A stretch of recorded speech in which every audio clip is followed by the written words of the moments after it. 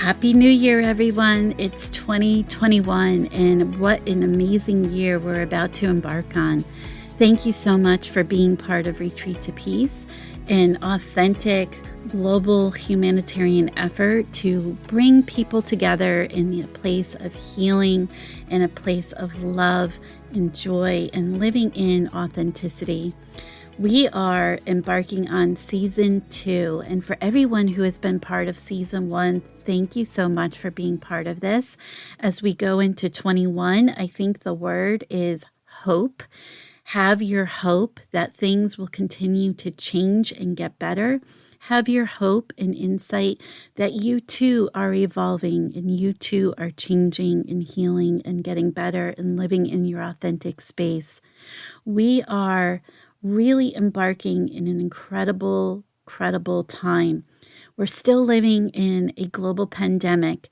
I know countries around the world are still in lockdown as I am speaking today, but that will change. As things evolve, things will get better, things will get lighter, and it will feel better all the way around. But we just have to keep with our resiliency. As with human beings, that's what we are. We are resilient. It's important to remind ourselves that we are resilient and that even when we're in our darkest moment, that there is always a sliver of light. So look for the light. There may be shades of gray that you're navigating through, but those shades of gray have light on them. So continue to move out of the darkness into the light if you're living in a dark space. For 2021, we are excited to offer online retreats that will be coming up. I encourage you to join our newly formed Facebook community for this online retreat platform.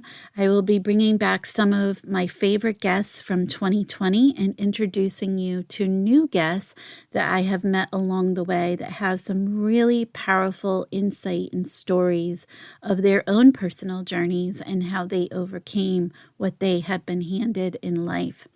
I think it's important to make mention that each and every one of us is in a space of healing and growing, and it's okay. So this online support community is meant to really be supportive in that space.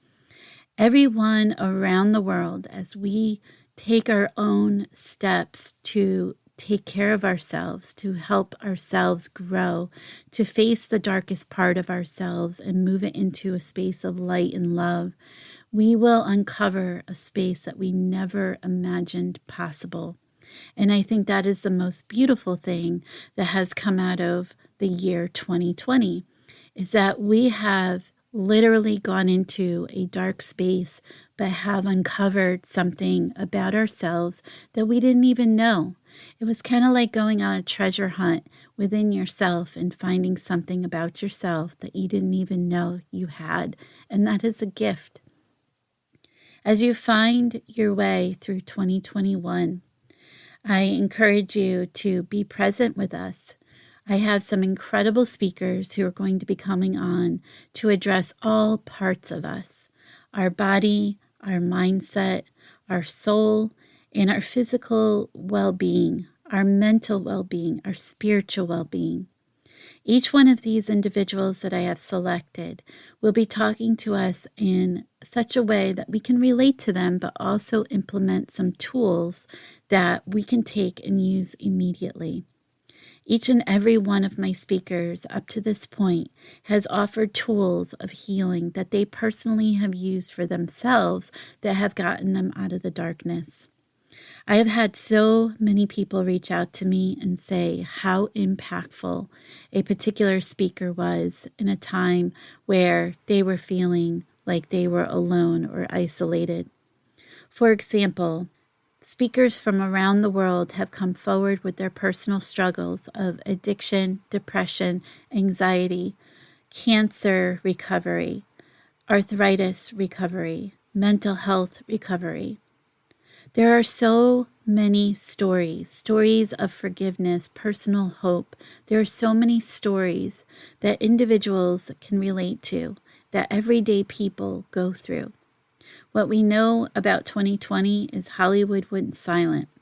And when Hollywood went silent, the people of the world stepped up and they shared their true stories to get into a space to let other people know that this is real. This isn't fiction. This isn't pretend.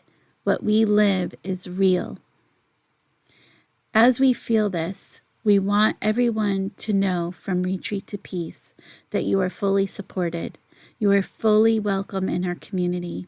Come as you are in the space that you're in and help find ways to give you the tools that you need for success, because that's exactly what we want.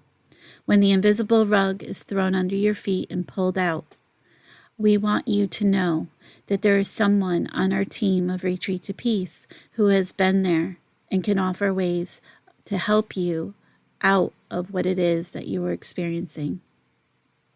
Thank you so much for being part of this incredible community. Thank you for supporting our new year as we start season 2. 2021 is set to be an incredible year, and I am so excited to share some incredible journeys of incredible people. So again, find our Facebook community, Retreat to Peace. You will know it's us because we have an aqua or a blue banner with a world peace dove that flies over the words Retreat to Peace. So come be part of our community. Join our online summit as far as our speakers, and just dive into a space where you can continue to get the guidance and support in whatever it is that you're feeling today. Much love and gratitude for a very happy, joyous, peaceful new year as you live in your authentic space.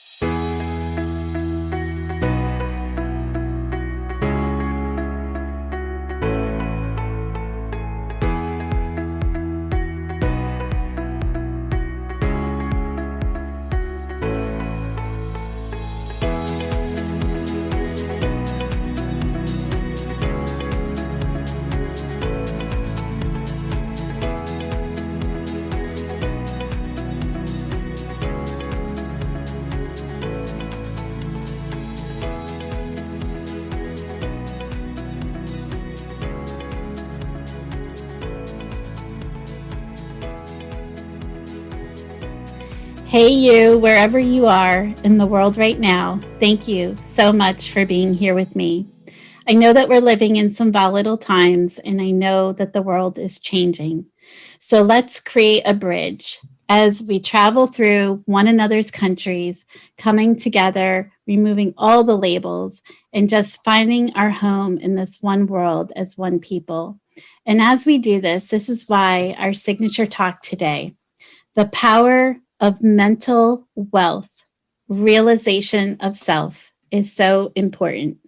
And today I welcome my guest speaker, Joe Peach Graves. Hi, Joe. Hi, how's it going? So excited to be here. Thank you so much for being with me today, Joe. I so appreciate it. And for our audience, you're a father, you're a professional tourist, you're an award-winning speaker and a co-author of a new book that's coming out called The Power of Mental Wealth. That is correct. This is amazing. And before we even get started, Joe, I have to ask you this question because I'm sure there's a lot of people in the audience right now that are just like, wait a second, this guy's name is Joe Peach. What? So tell me about this. I mean, this is a really cool name. So Joe Peach. Yeah, my great great grandfather was a runaway slave, and when I was growing up, and I knew my name was Joe Peach Graves, I was not a huge fan of the peach. I would hide and not tell anybody about it. But then when I learned that my great great grandfather, when he ran, the American Indian tribe that he ran to named him Peach. And I'm not sure why they did that. You know, I assume it's because he had a fuzzy head. I don't know. But my parents wanted to name me after the first free man in my family, and I wear that name very, very proudly. So people call me Joe Peach, and that's how I go. I love that. And it definitely distinguishes you from the rest of the mainstream crowd. It's just a very unique name, and it's really an amazing story that you have that goes with it. So, thank you so much for being part of the show today. I know we have some really interesting context to talk about in regards to your story and how you got in front of me and this whole idea of the power of mental wealth. So, if you could just, take us into how this got started for you.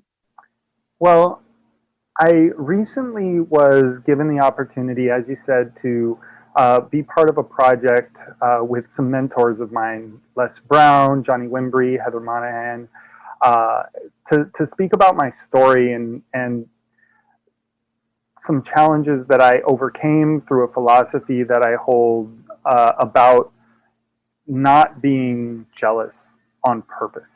And so, you know, to kind of lead into my story, I was literally coming off of a vacation where I had just climbed Mount Kilimanjaro in Africa. And I was sitting in the Addis Ababa International Airport in Ethiopia when I got a Facebook message that my wife at the time had left me the divorce papers in my house, and that I was to pick up my daughter from her at her boyfriend's house. And you know, as I share that story with people, the crushing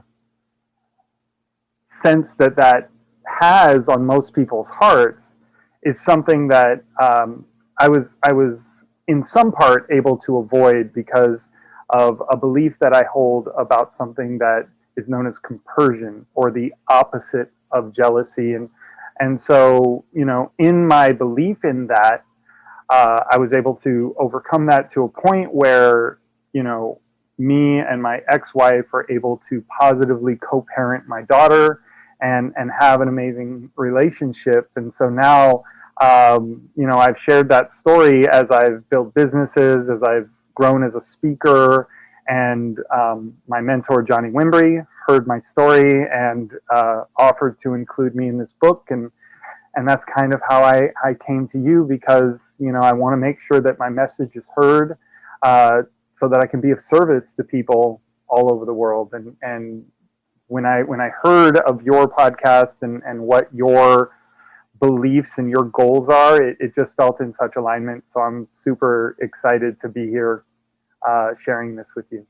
Thank you. And I have to just double back for a second, because I'm envisioning myself in an airport, like you stated, and getting this message that your wife is leaving. You have to go pick up your daughter, and the power of that impact and what that felt like. I mean, I've been through a divorce personally. I know that's a very difficult space to navigate through, especially if you're the one who's always been trying to keep a relationship together. The process of grieving, I think, it takes a little bit longer. But I know this idea of compersion that you just threw out there. For most people, when they hear this word, they don't even know what that word means. And it's not to insult anyone. It's just, one of these words that we just aren't familiar with our vocabulary.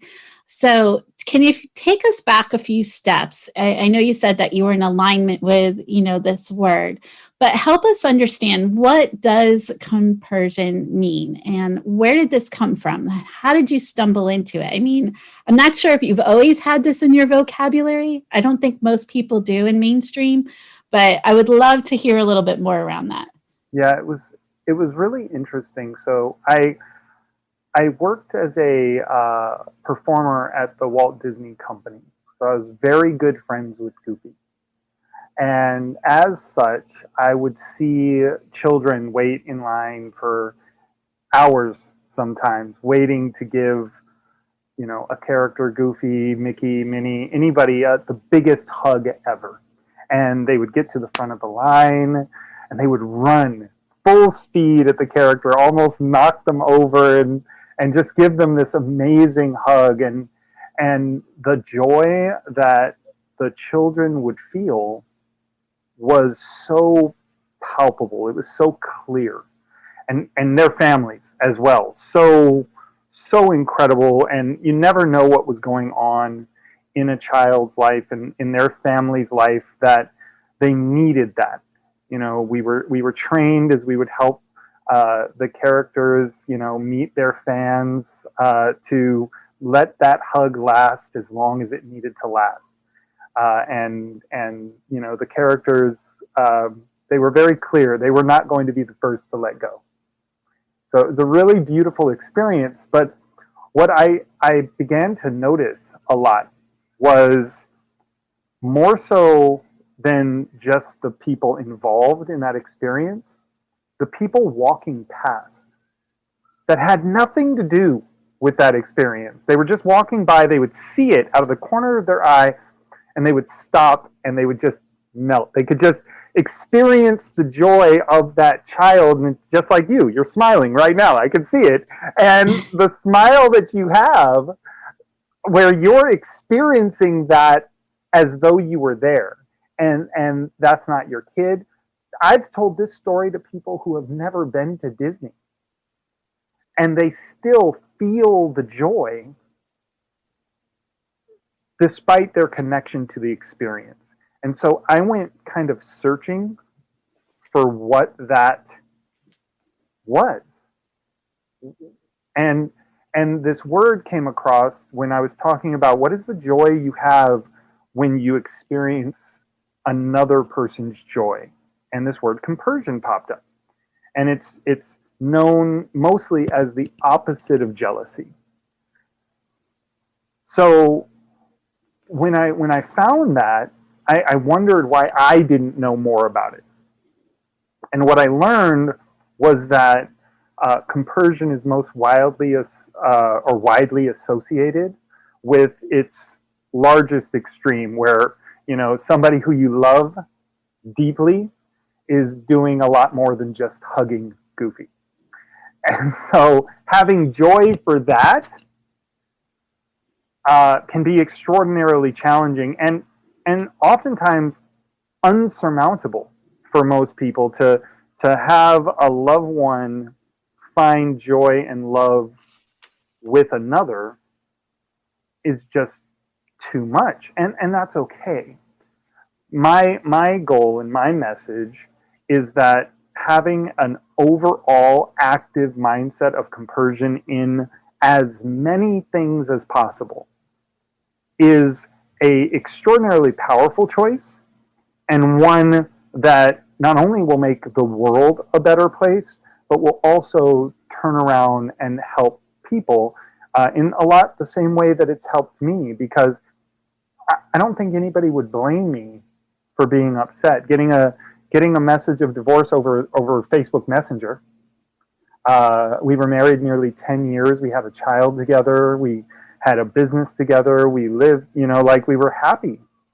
And still are, which is really, really interesting, because we're able to still be happy in each other's lives for each other because of this philosophy. And that's what I share in the book, and that's one of the things that has helped me grow in my businesses and my speaking, and just a concept that I want to bring awareness to, because you're right. Very few people know the word. In fact, if you type it in, Compersion, your device will try to spell check you. They'll say, like, did you mean compassion? Or did you mean something else? You couldn't have. This isn't a thing. But if you Google it and you don't let it spell change it, you'll get that definition, and you'll be made clear as to what this is and why it's so powerful. The interesting thing about this is, as you were talking about Goofy and the expressions of smiles and the swelling of hearts and love and all of these things that happen, I mean, innately, it just brings us to a place where we're children and we don't have these barriers that we develop into as we go through our childhood into adulthood, where we understand the separations, right? So as little children, we innately don't have these labels or these ideals that we have to operate in a certain space. So it's interesting because immediately that's what it takes me to, is to that childlike state where it's, of course, I want to see everyone happy. I want everyone to feel that joy, right? So I think it's a very beautiful state to be operating from and just be part of. But I also, it's interesting, one of the things you said was this idea and this concept of using it with your divorce and your wife, and kind of turning everything that was uncomfortable inside out and seeing it through a new lens, and giving it a new vision as far as the world that you were living in. And for anyone in our audience that may be going through a divorce, I mean, right now we're living in such a place where people have been forced to go inward, and they're literally reevaluating so many things in their life, like their relationships and, what they're doing with their life. Are they working, the careers that they want to be in, long term? Is it serving what it is that they see for their soul purpose, for their life journey? There's so many things. And I love this idea of creating that kind of mindset for yourself, that it doesn't have to be this negative state or this negative way that we all have seen all over the place by our peers, by other people, what's been shown to us on TV. There's so many different things. So I really, really, appreciate this ability to show us something different the way that you're doing. And if you could take us into this a little bit more to help us really understand this process. Well, something that really came to mind as you were speaking was the idea that there is change and then there's loss. And the idea that loss is imaginary, because loss is just a sense of change. And we spoke about this before we went on, about the idea that you want to make God laugh, have a plan. And it's this idea that the only reason why loss exists is because you think that you have a plan that should be. So part of compersion helps you realize what is truly for you. It's that self-realization where when you lose something, it's actually just a change in a direction that it's supposed to go. And part of the idea of making it an active choice is the idea of understanding. And one of the things that I like to, think on, because I'm very mathematical, is I make a chart. So there's pain on one line and joy on the other line. And so there are terms actually that when you feel pain or joy, for somebody else's pain or joy. There are words that match anything in any of those quadrants. And so they talk about the least admittedly desirable form is when you feel joy for the pain of others. And the word that designs that, it's pronounced Schadenfreude. It's a German word that literally translates to harm joy.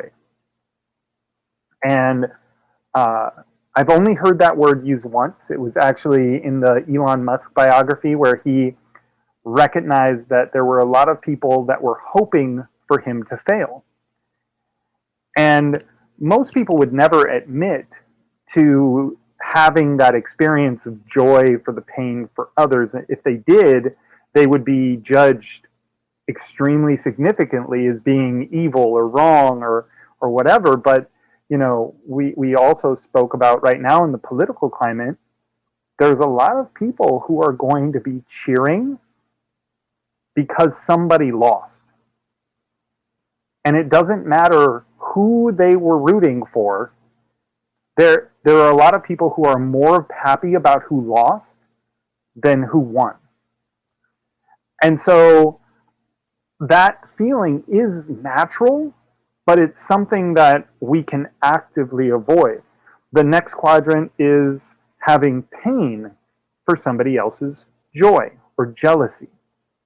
Another, that we're extremely familiar with this one, and we don't necessarily think it's the best place to live, but we end up living there so often, and it's mainly because of that understanding that there's a sense of loss, right? In that example where I talked about the Disney character, nobody was thinking, "Oh, I wish I was that kid." There maybe were a few people wishing that they were on vacation, or a few people who are sad that, for example, now with COVID, there's no hugging in the Disney parks. I know I had some sadness there. But then again, my compersion kicked in, and remembering that that's how people stay healthy, I can be in joy for their life, for their health, for my former fellow cast members' health in that experience. And so you can make a choice no matter what you think you lost. You can just apply it to change. Then there's pain for somebody else's pain. We talked about that empathy, right? And in empathy, a person, oftentimes will take their empathy and they'll live in the pain. And because they're focused on the pain, it will expand. And it's a really tricky line, because recognizing that pain exists and working to alleviate that pain, which is what I truly believe you're doing with this podcast, you're reaching out into the darkness and lifting people out of it by shining a light. And that's something that honestly very few people do with their empathy. So often people will sit in their empathy and they'll live in their pain, and that's not the best use of a person's energy.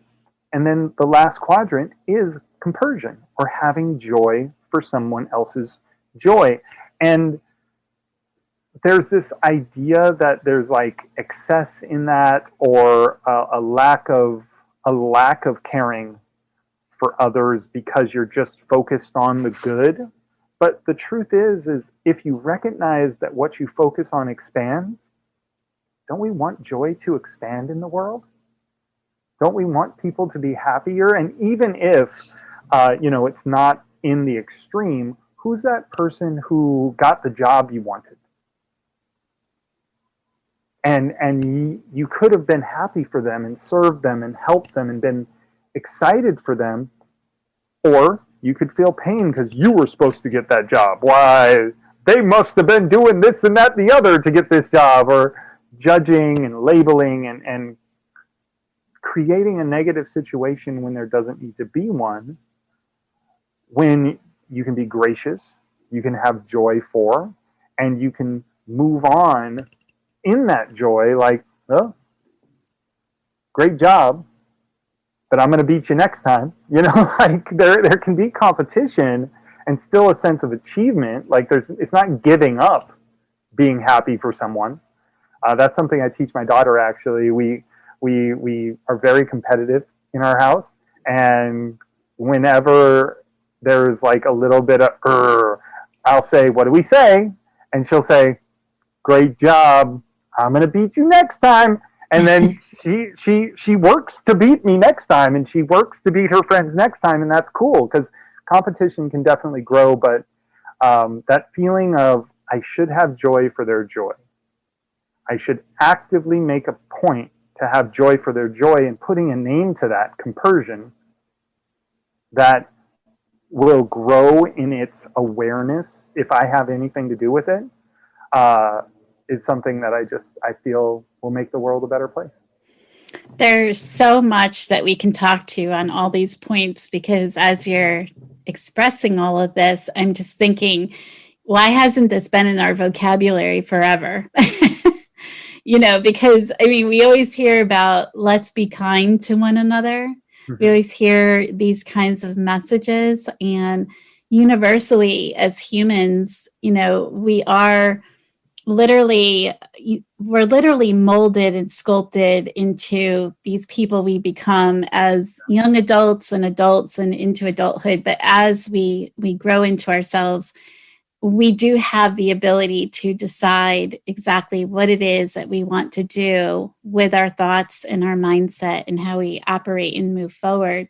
So it's really fun to hear how you're parenting your daughter, this competitiveness that you have with her. And I think the unique thing about this is when you talk about empathy, and I do want to talk to this point a little bit, because I know I've had several of my guests come on that talk about the highly sensitive person. And this is a term that describes people that are very empathic. So they have this heightened state of ability to be able to feel another person's process or pain or whatever it is that they're going through. And it's not necessarily something that they chose. It's just part of how they're wired as a human being. So when you look at empathy, one of the things that you've said is that the empathy piece of it and that component of it gives that person the ability to have the feeling of pain, but then they're also expanding that pain. So right now around the world, we're living in this space where people are in pain, and they don't necessarily have to be a highly sensitive person to feel that pain. So what kind of tools can you offer to help people kind of turn this inside out? I know you talked about this grid, this chart. Is it as simple as let's just compartmentalize it? Or do we need to take it a step further? And do we need to look at it in such a way that we're redesigning our script that we're telling ourselves and how we're navigating through the world in the way that it is today? Well, what it comes down to with regards to whatever sensitivity. Have you ever visited the Hawaiian radio station? What's a good one? The Bomb. Have you ever gone to that radio station? No, I've not. No, right? And you know why? Because you don't even know the channel. You don't know how to receive those radio waves. No matter how sensitive your antenna, if you don't know the channel, you're never going to receive it. My belief is that your sensitivity allows you to receive whatever you're tuned into. And so it is as simple as tuning into the proper channel. There are people, my mentors suggest that I don't watch the news. Because if there's anything that's important enough for you to actually have something you can specifically do about it in the moment, somebody you know will call you, because whatever you're tuned into expands. Simply, like, even with our current mode of you know viewership, we were talking about media earlier. You look at social media, you look at newspapers, music, anything like that, the viewership, just listening to something, the number of views, the number of likes, the number of subscribes, impacts that message's ability to reach more people. Mm-hmm. So what are you tuned into? And because so few people even know that there is this active choice, they tune into what's ever loudest. And the pain is loud right now. There are several stations. You can accidentally happen on the pain. You have to very, very specifically focus on the joy. And if you're very specifically focused on the joy, if you're looking for what will bring you joy, the community I create with my business is called Paradise Forever, because I want people to identify, design, and build what paradise looks like for them and consistently work towards building that. Connect with systems, people, places that can bring them to that paradise. And that's because through that focus, you're able to grow in that way. Are you gonna maybe catch the channel from time to time? For sure. And there's nothing wrong with shining a light on it, like I said, and going in there with a purpose of, let's change this to joy. Let's flip these switches. Let's turn these pages. But to sit there and go, oh, that's sad, and feel that and listen to it longer to really dig in and hear the story, or to and know deep down that you're not going to do anything about it. To know deep down that you're going to hear it, you're going to emotionally connect to it. It's going to bring you down. You might even tell somebody about it. Oh my gosh, I heard this today, and it was so hard, and it was so painful, and oh my gosh, you have to check it out. What? Unless like I said, unless your purpose is to actively make those changes, I need you to listen to this so that we can do something about it. Because you spoke earlier with me about creating an army, creating a positive army of people who come together to solve problems, and that some problems are really too big to do by yourself. We need to come together as a people to solve problems. If your active goal is bringing people together to solve those problems, yes. But if your active goal is just to live your life and fill your own cup first, which I think is, there's validity there. There's validity in, I'm not right with myself, so I need to focus on filling myself. Fill yourself with joy. Tune in to the things that bring you joy, because as you fill your cup, so will you fill others. It's inevitable. I hope that answered the question. I think that's a good way to put it, because for many people, they don't know what to do with this discomfort. And you see a lot of people, using vices to kind of switch gears to escape their realities. You see suicide rates going up. And if anyone listening is suicidal, please reach out to your community support and seek out that help. But yes, I think that, just giving yourself permission to, as you stated, not allow the bombardment of negativity flood you day after day. And if that means turning off the news, like if you're physically having a body response because you're literally being, electrocuted almost with all this negativity, you really need to take a step back and ask yourself some really hard questions, like, what am I feeding my brain, and what am I putting into my body? Is it really serving me? Is this something that's helping me to heal or to get better or get me into that place of joy? So I love this idea, because I just think that in a time that we live in right now, when there's so many things that are outside of everyone's control around the world, this is a space that you actually have control of, is this power of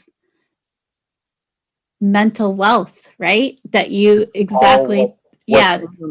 In fact, as you were saying that, I'd love for you and your listeners to try an exercise that one of my mentors actually has given to me, and it's this idea of how do we get these thoughts out of our brain, right?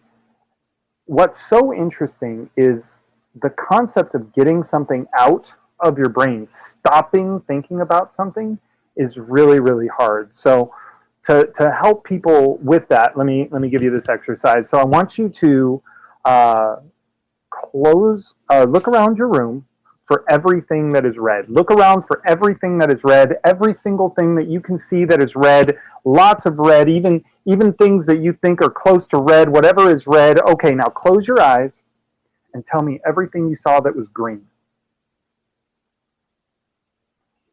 For most people, it's very hard for them to think of the things that they saw that were green, because they were filling their mind. I don't know what you thought of that was green, but like your shirt is bright green.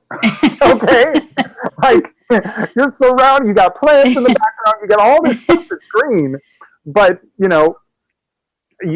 tell me, like, could you think of those green things while you were doing that exercise? Maybe well, for me personally, I have this palm that's next to me. I've got some live plants. So it's like, as soon as you said think of something green, it was like, palm. Right, but potentially while you were thinking of things that were red, you were seeing things that were orange, and you were like, that's close enough. Right.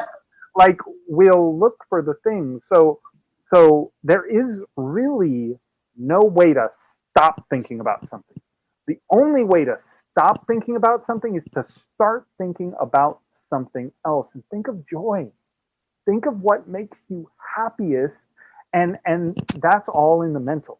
That's why I'm so excited that we're in this space of the power of mental wealth, because me and my mentors, and I mean, for anybody that's heard of Les Brown, just being in a book with him is so powerful, and he reminds me of the responsibility that I have as a thought leader to not only share my message, but to connect to people like you and like your audience, and like anybody who's listening to this, who's trying to grow or trying to build or have joy in their life. Just by you having joy in your life, you give permission to others to have joy as well.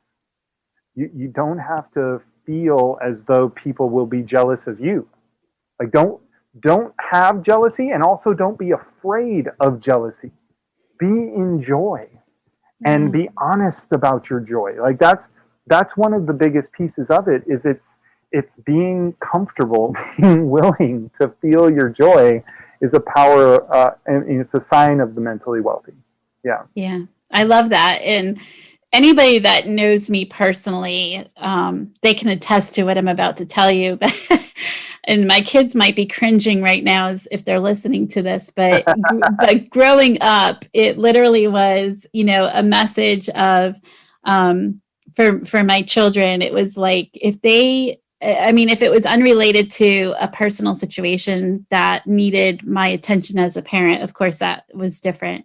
But if it was anything that was in this negative space, I literally would remind them consistently, be happy, like just be happy and look for the happy. And, when they would come up to me and say, Mom, let's watch this horror film, I would say, no, it's not happy, because I really do believe in manifesting this positivity and what it is that we put into ourselves. And earlier when I talked about this electrocution kind of feeling, just from personal experience and having gone through a lot of trauma and understanding, how the body response is to pain. And it doesn't have to be physical pain. It can be that emotional pain, and knowing what the state of that is and knowing how that affects the body. So I knew intuitively as a little girl that that's not a state that I wanted to live in. So I would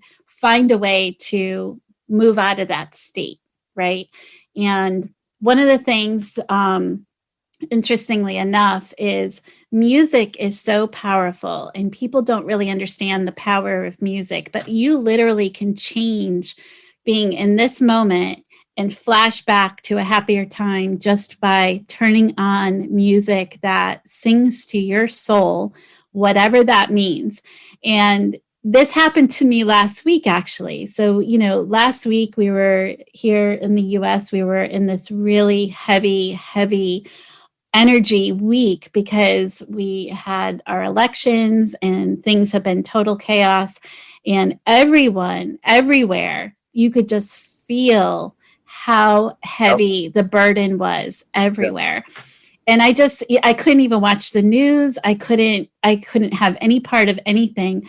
And I remember just getting behind the wheel and turning the engine over and hearing the radio go on. And I had on some 70s funk channel that literally started playing some funk music. And it's just like, all you wanted to do is dance. Like you just want, like you were swept back into a party or, some happy moment. Oh gosh, I don't even, yeah. Sing it.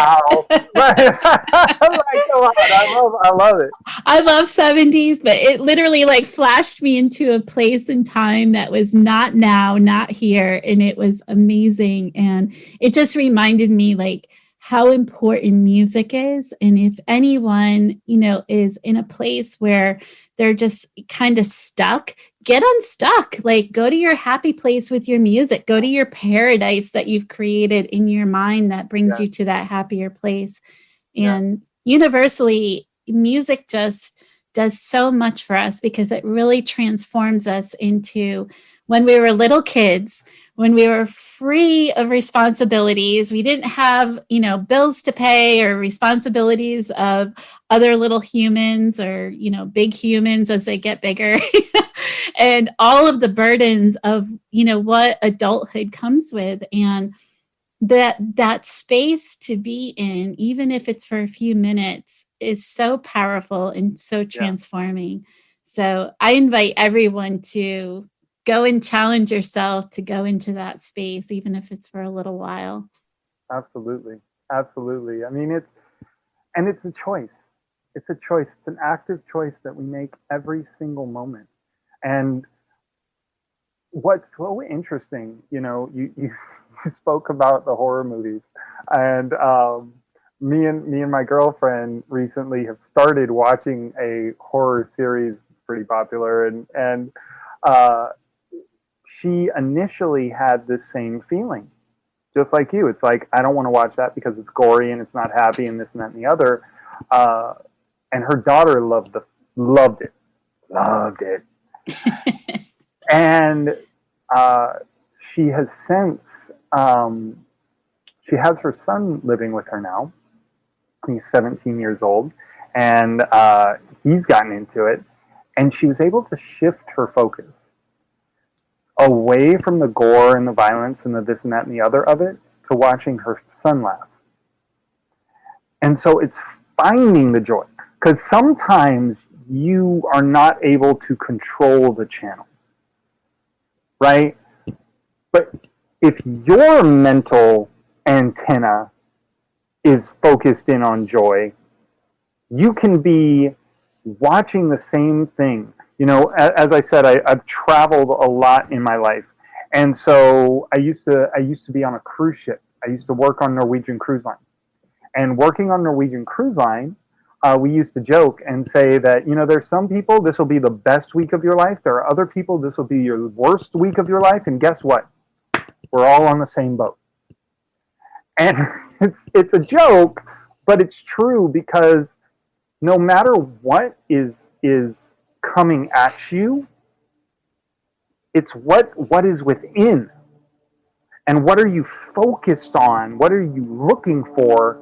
And when you're in a space where you're looking for joy, then you can actually find joy in whatever, because life, one of the things that is true, and I think this is just a universal truth, is that change is inevitable. Things will change. Yeah. And things that you don't expect to happen will happen. And if your antenna is set for joy, you will find joy. And so that's the message. That's something that's so powerful, especially now. There is joy out there. There is joy out there right now. There are millions of people out there who are losing money right now. Who's finding it? Let's focus on who's finding it. There are people out there who are terribly sick. There are also people who are now focused more than ever on being healthy. My friend does an online yoga class, and their viewership has gone up drastically throughout this pandemic because it's online and because it's health and wellness related. And so people are now wanting to be healthier, wanting to breathe better, wanting to have stronger lungs and stronger, airflow, because they're scared that they're not going to be able to breathe. And, there's new products being created and new systems being created. We're connected on Zoom right now. And 7 months ago, there are people that not only didn't know what a Zoom is, but if they were invited to get onto it, would need to download an app, would need to figure it out, would need to start over from scratch. And now people know how to connect with people all over the world. There are people having, weddings and funerals and business meetings and things over this platform in a way they never could have before. There are people showing up to events in greater capacities. I was part of a personal development event with another one of my mentors, Tony Robbins, where they had more people at this event than they had ever had at any other event of his ever. That's amazing. Because they were able to connect via this thing that, honestly, if they hadn't been forced to, they would have never learned how to use. So where is the joy? It's out there. And again, I honor you so much because you are actively looking into the darkness. You're one of the people that are diving into the darkness to draw people out and shine light. And that is scary. That's like a firefighter or a police officer or someone, one of our armed forces, or people who actively put themselves in danger to protect others. And that's such a beautiful thing because it's a choice and you recognize it as a choice. Whereas, the people who are just focused on the negative and the things that are happening and wondering why negative things happen in their life, because they're tuned into that. It's we're all in the same boat. We're all in the same boat. Yeah, we really are. And that's why I do my intro the way that I do, because we are literally in our one home in this one world, and we're all people. We're all people. We take all these labels off and we are all just people. So Joe Peach, I should say, I love your name and I love this message that you have. There's just so much to it. And I just think that the light that you're shining into the darkness with your message is so powerful too, because it just puts a different perspective on things that people may not have had that vision on before today. So thank you with so much gratitude. Thank you. And I do have one last question. So I ask all of my guests on Retreat to Peace, if I were to pick up your earth angel feather off the ground and you had a message to the world, what would it be? So I think it's been pretty clear. Find the joy. And knowing the terms, understanding that joy and happiness is a skill. And so knowing the terms associated with that skill, like compersion, are powerful tools that you can use to live in joy and give those around you permission to do the same. So I would absolutely want anybody who found my feather to feel joy, spread joy, and find joy. That is absolutely beautiful and amazing. And it's just a testament to who you are and what you're doing as well, putting your light into this world as well. So thank you, thank you, thank you. It is my absolute pleasure. And thank you for giving me the time to be here, to share my message and to get to meet you. I'm really super, super impressed. I look forward to future collaboration, and I'm really excited that I got an opportunity to share some time with you today. Thank you so much. And that's all we have time for today. This is Catherine Daniels with Retreat to Peace, reminding you to live your authentic life in peace. And as always, retreat to peace. And we'll see you next time.